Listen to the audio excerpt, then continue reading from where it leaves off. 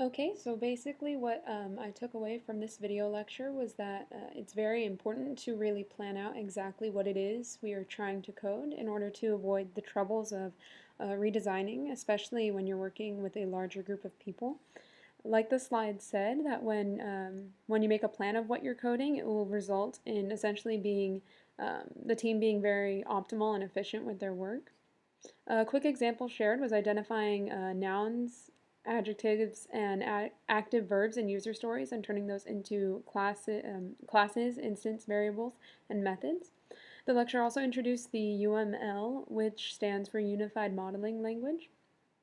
The UML can be used by software developers as a graphical representation of everything that the team will need to code for their project to work and meet its requirements. There are different aspects of the UML, one of which are class diagrams, which lists the class name, the instance variables, and the class methods. And there are some different notations used to indicate, for example, if an instance variable is private or public.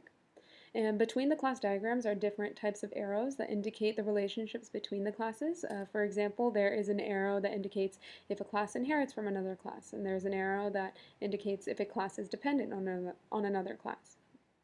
And just after doing some research on the UMLs, I would say it isn't necessarily controversial, but there just does seem to be a wide range of people who think it's useful, and there's a wide range of people who don't think it's useful. On a website, I found it was giving the pros and cons of using UMLs, and one of the cons was that a lot of people think that architecture documentation is just not that important, and they don't think it's great use of time to create a complex diagram to communicate the design. And I actually think against this. I could see the use of UMLs as being quite helpful in designing a project because before you even start getting to the difficult part of coding, you are able to create basically a blueprint of everything you're going to need and how each different component of the project is going to work together.